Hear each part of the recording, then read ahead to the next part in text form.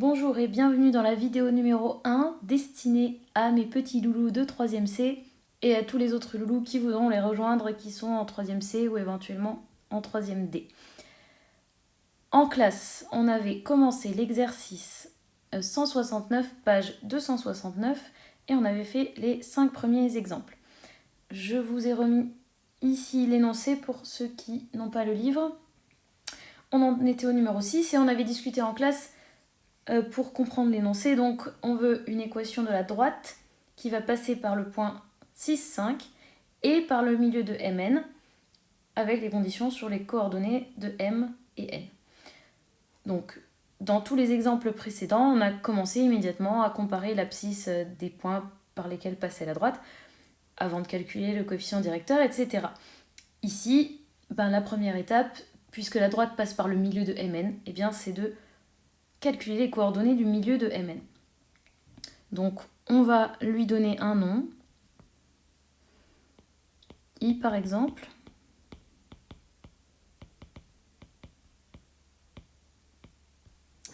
Et pour calculer ces coordonnées, il va falloir se rappeler d'une formule qu'on a vue en 4e, qui donne les coordonnées du milieu d'un segment. L'abscisse de I est donnée par l'abscisse de M plus l'abscisse de N divisé par 2, tandis que l'ordonnée du point I est donnée par l'ordonnée de M plus l'ordonnée de N divisé par 2. Je vais remplacer par les données de l'énoncé. Donc l'abscisse de M est 1 et l'abscisse de N est moins 1. Ainsi, on obtient 0 pour l'abscisse de I. L'ordonnée de M est 3 et l'ordonnée de N est 5. Ainsi, on obtient 4 pour l'ordonnée de I. Donc le point I a pour coordonnée 0, 4. Voilà, donc j'ai fait l'introduction. Maintenant, on peut calculer en fait donc l'équation de la droite AI. Comme toujours, on va commencer par regarder si leurs abscisses sont différentes. Je rappelle que si les abscisses sont identiques, on obtient une droite verticale, donc de la forme, qui a une équation de la forme x égale k, et que si les abscisses ne sont pas égales, on a une équation de la forme y égale ax plus b. Donc c'est très important de bien commencer par comparer les abscisses des deux points. L'abscisse du point A, c'est 6 et l'abscisse du point I, c'est 0. Elles sont donc bien distinctes, alors je vais l'écrire. L'abscisse de A est différente de l'abscisse de I. Donc on est sûr que la droite AI n'est pas verticale. Pas verticale, rappelez-vous, pour aller un peu plus vite, ça veut aussi dire qu'elle n'est pas parallèle à OY, l'axe des ordonnées. Donc son équation est de la forme y égale ax plus b, où a et b sont des nombres réels qu'on va déterminer. On pourrait, avant de continuer, regarder également l'ordonnée de ces points, car si elle est identique, on aurait une droite horizontale et ce serait très facile de déterminer son équation. Malheureusement, on va devoir faire les calculs. Alors, je vais commencer par calculer le petit a. Donc, le petit a s'appelle la pente ou le coefficient directeur. J'utilise la formule de la théorie. Donc, c'est delta y sur delta x, donc c'est la différence des y divisé par la différence des x. Attention de bien mettre le nom des points dans le même ordre au numérateur et au dénominateur dans ce calcul. Alors, non, pas l'énoncé, notre calcul précédent, je vais le garder sous la main en gros, voilà. L'ordonnée de I est 4 et l'ordonnée de A est 5. L'abscisse de I est 0 et l'ordonnée de A, l'abscisse de A est 6. On obtient donc moins 1 sur moins 6, c'est-à-dire 1/6. Si on a besoin d'une étape intermédiaire, donc ça signifie en fait que l'équation de ma droite AI, je l'ai un petit peu complétée maintenant, c'est 1/6 de x plus b. Donc par rapport à cette étape-là, j'ai gagné donc la valeur de petit a. Il me reste maintenant la valeur de petit b à trouver.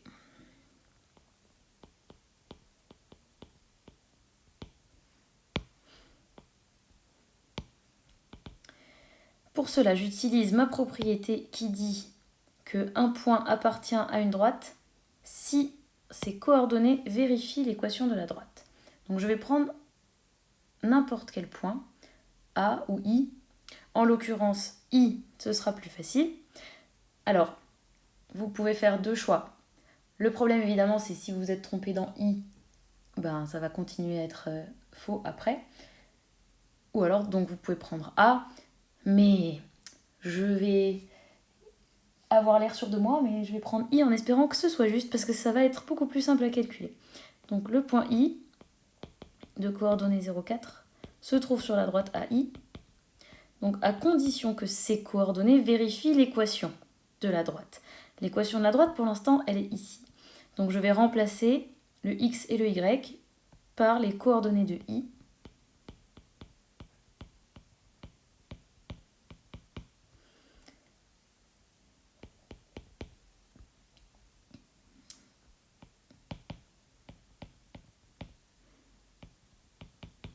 Donc je remplace par 0 et 4 et j'obtiens b égale 4. J'aurais pu écrire directement la réponse puisque vous vous souvenez que les droites passent, enfin les droites qui ne sont pas verticales en tout cas, passent toujours par le point 0, petit b. Donc à partir du moment où i, je sais qu'il est sur la droite et que son abscisse est 0, eh bien je sais que forcément son ordonnée va être le petit b. En tout cas, maintenant je peux conclure. La droite AI a pour équation y égale 1/6 de x plus 4. Et on a répondu à la question 6. Le petit 7 va fonctionner sur le même principe. Elle va passer par 4 moins 7 et par le milieu de mn. Cette fois, ils ont changé un petit peu les coordonnées de m et n. Donc, on va faire exactement la même chose.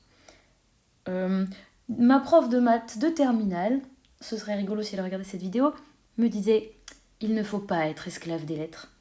Alors, je vais changer de lettre pour le point 4 moins 7.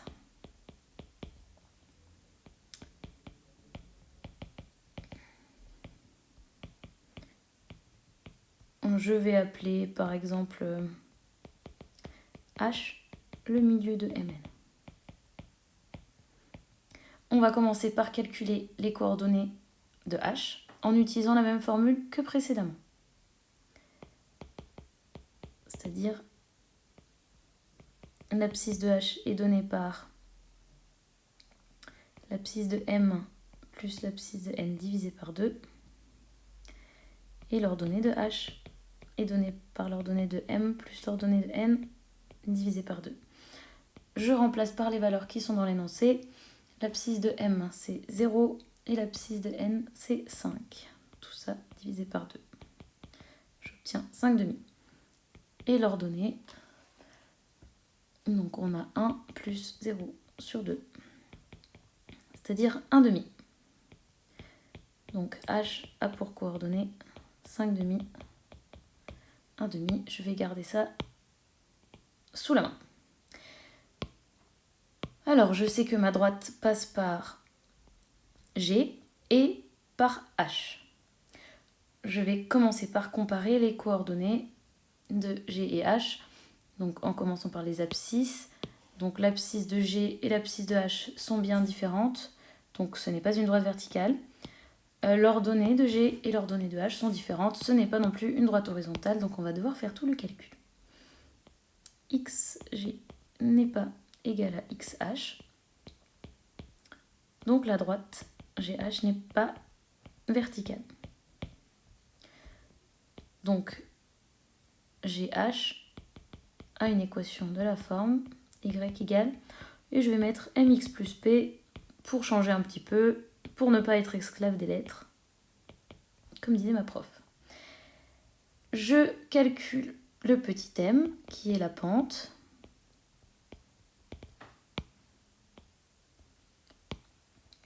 Avec la même formule. La différence des abscisses. La différence des ordonnées divisée par la différence des abscisses. Alors, moins 7, moins 1 demi, divisé par 4, moins 5 demi. Alors, juste pour la beauté de la chose, je vais rappeler comment on fait pour calculer une somme avec des fractions. Il me faut un dénominateur commun. Je vais prendre 2. Alors, le moins 7 devient moins 14 demi. Et en bas, on aura 8 demi. On a moins 15 demi divisé par... Oh, j'ai écrit un 3 ici, pardon. Hop, divisé par 3 demi.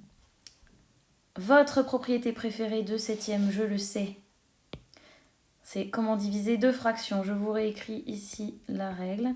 Si je veux diviser la fraction a sur b par la fraction c sur d, je dois déjà pour commencer mettre le égal au bon endroit. Faites attention à ça. Si je le mets ici, ce n'est plus la même opération. Bref, je dois garder la première fraction et multiplier par l'inverse de la deuxième. Donc d sur c au lieu de c sur d.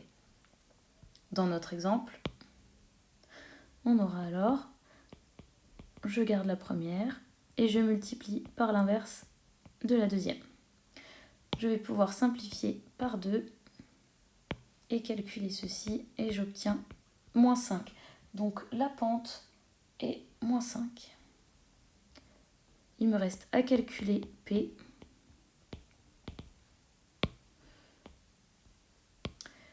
Je peux choisir le point G et le point H, ou le point H pour faire mes calculs. Je vais choisir G, parce que je vous connais, vous n'aimez pas les fractions. Alors le point G qui a comme coordonnées 4 moins 7 se trouve sur la droite à condition que ces coordonnées vérifient l'équation de la droite. Donc on a moins 5 comme pente qu'on vient de trouver. Et je vais remplacer par les coordonnées de G.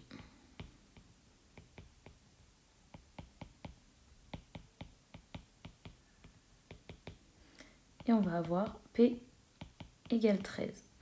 Et on a terminé. Il nous reste à écrire la conclusion.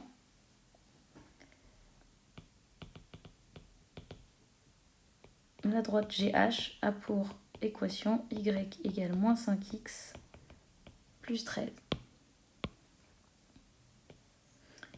Et on a terminé la question 7. Il nous reste encore la question 8. C'est exactement la même chose. C'est pour être vraiment sûr que vous avez tout compris. Alors, comment je vais l'appeler ce point maintenant? Le point J.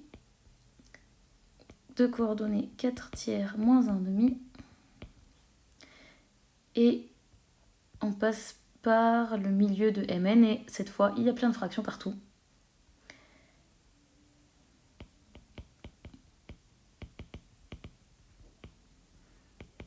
Et on va commencer par calculer les coordonnées du milieu de Mn. Je vais l'appeler A. Je fais le même calcul qu'avant. L'abscisse de A est égale à l'abscisse de M plus l'abscisse de N divisé par 2. Et son ordonnée, c'est l'ordonnée de M plus l'ordonnée de N divisé par 2. Je remplace. Donc l'abscisse de M, c'est 1 demi. L'abscisse de N, 1 tiers. Je prends un dénominateur commun, 6 cette fois, et j'obtiens 3 sixièmes plus 2 sixièmes, c'est-à-dire 5 sixièmes divisé par 2. Et grâce à ma propriété précédente, je garde la première fraction et je multiplie par l'inverse de la deuxième. Rappelez-vous, l'inverse de 2, c'est 1/2. Et j'obtiens 5/12. Pour l'ordonnée, je vais faire la même chose. 1/3 plus 1/2 divisé par 2. Vous constatez que c'est le même calcul qu'à côté, donc on va gagner un petit peu de temps et ça fait 5/12. Donc finalement les coordonnées de A sont 5/12 et 5/12. Je vais pouvoir déterminer l'équation de la droite AJ. Malheureusement, les abscisses ne sont pas les mêmes, les ordonnées non plus. Donc, j'ai une droite qui n'est ni verticale ni horizontale.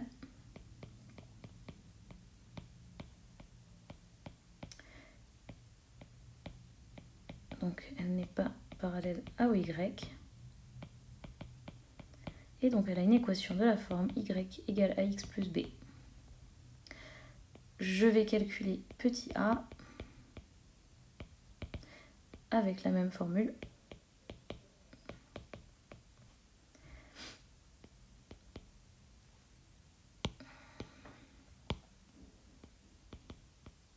Delta y sur delta x.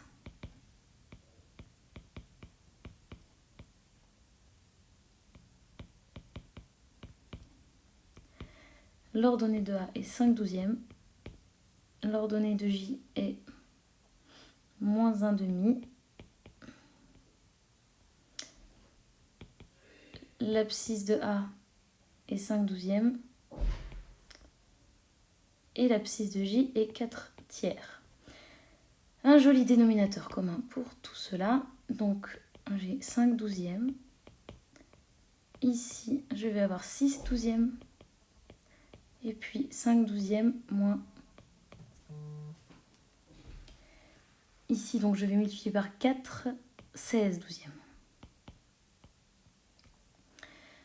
Je vais obtenir 11/12 sur moins 11/12.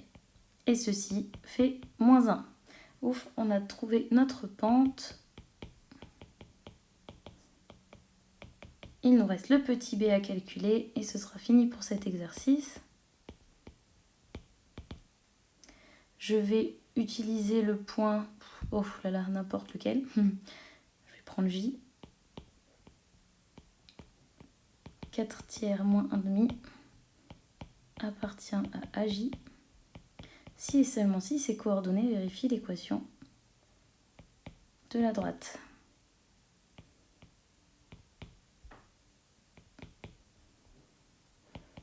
Et je remplace.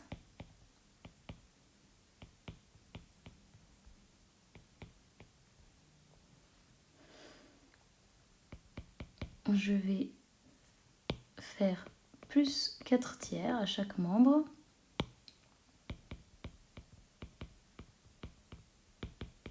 Et je vais mettre au même dénominateur. Donc j'ai 8 ici et moins 3. Et j'obtiens finalement b égale 5/6. Et la conclusion finale.